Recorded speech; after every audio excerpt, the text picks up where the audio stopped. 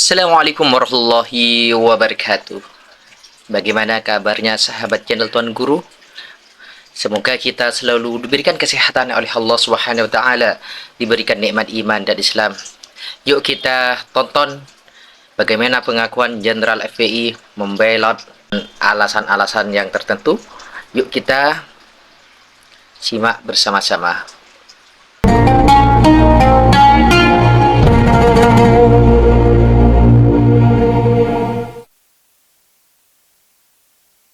Saya juga kaget waktu mendengar panjenengan ini ternyata mantan muhibbin. Mantan muhibbin juga mantan pengurus Front Pembela Islam dulu ya. Pendukung utama. Oh, pendukung utama berarti jenderal ya. Karena saya tulus mencintai Dzurriyyah Rasul dan kemungkinan sampai detik ini bisa dipertemukan dengan Dzurriyyah Khalifah Ampel, yang saya jelas meyakini itu pasti masih ada tetes darah dari Dzurriyyah Rasul. Maka dari itu saya yakin, seyakin-yakinnya inilah suatu kebenaran. Setelah mendengar ceramah-ceramahnya Habib Bahar, saya malah semakin muak lagi. Sudah nggak percaya lagi. Subhanallah, subhanallah. Alhamdulillah. Syukur ya. Oke, langsung saja Kiai, karena saya juga kaget waktu mendengar panjenengan ini ternyata mantan muhibbin. Mantan muhibbin juga mantan pengurus Front Pembela Islam dulu ya. Pendukung utama. Oh, pendukung utama berarti jenderal ya. Apa sempat dekat juga sama ini, sama imam besar? Ya, pernah dekat waktu di Jogja. Oh, waktu di Jogja. Oke. Ceritanya gimana dulu? Ceritanya ya saya sendiri tertarik karena beliau itu Dzurriyyah Rasul.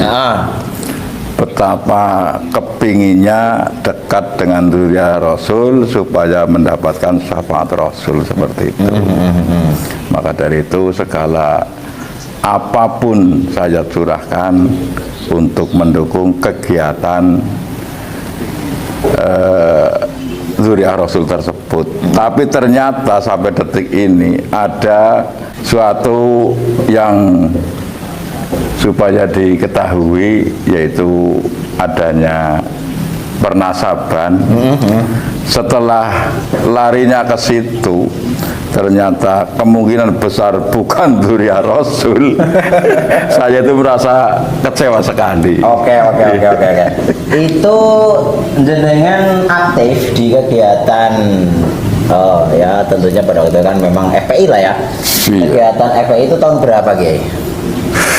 Tahun 97 kalau nggak salah.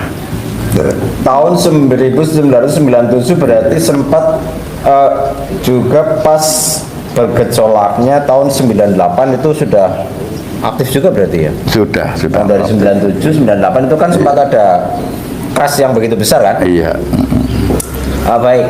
Sampai-sampai waktu di Jakarta yang bermasalah dengan Ahok, Oh ya? sempat mau ikut juga ke Jakarta, tapi saya pikir-pikir sudah tidak ada gunanya lagi. Enggak, ya itu kan mungkin sekarang ya, waktu Ahok itu kan tahun berapa saya juga lupa. Oke lah, Iya. itu sudah berlalu. Tapi gini Kiai, yang ingin saya tanyakan, waktu dulu panjenengan kan memang kalau ya itu kan memang ajaran ataupun bimbingan dari guru-guru kita juga kan dulu. Iya, betul. Memang kita menghormati dari Dzurriyyah Rasul ya. Iya, betul. Bagaimanapun, kalau panjenengan sendiri, apakah meyakini bahwa Dzurriyyah Rasul, keturunan Rasulullah Muhammad SAW itu memang sampai saat ini masih ada nggak? Kalau saya meyakini, apalagi si Dzurriyyah Rasul, itu pasti ada. Oke.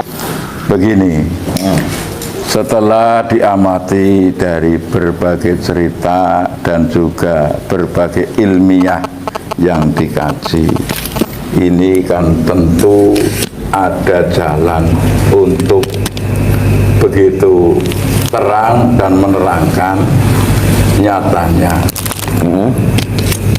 hubungannya itu dengan yang kuasa. Jadi istilahnya kalau yang batil pasti tidak akan lama dan juga pasti akan terbongkar. Yang hak pasti akan ketahuan juga. Jadi intinya kalau orang yang menyatakan seperti itu yang tidak benar.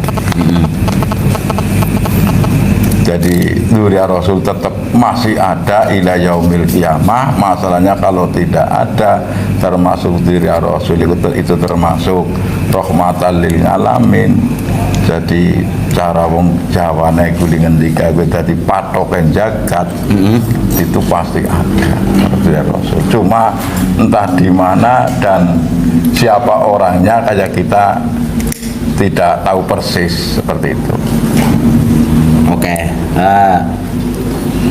itu sedikit tanggapan untuk baik itu dari klan Ba'alawi ataupun dari para muhibinnya yang menduduh bahwasanya orang-orang yang pro dengan tesis Kiai Haji Imad, Kiai Nur Ihya, Tengku Mudakori, dan juga Gus Aziz Jazudin dan yang lainnya yang secara khusus dan mendalami kajian nazab dari Ba'alawi ini, bahwasanya orang yang menuduh bahwa itu adalah orang yang munafik, ya halal darahnya, menurut beliau pun itu tidak benar, gitu kan?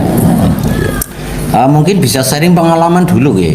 Jenengan waktu masih aktif di organisasi tersebut, seberapa dekat sih jenengan sama tokoh-tokoh dari FPI itu? Dan apa yang panjenengan ketahui tentang FPI dulu? Ya, kalau masalah itu sudah terlalu lama, intinya ya ulama-ulama besar fatwanya dan juga mengajak umat sepertinya itu supaya masuk ke dalam kebenaran. Tapi secara garis keras juga, memang sifatnya sifat keras. Tapi setelah kesini yang saya tidak meragukan kesalahannya lagi, waktu mendengar cerita yang menjelek-jelekan Gus Dur, itu kan suatu yang tidak pantas.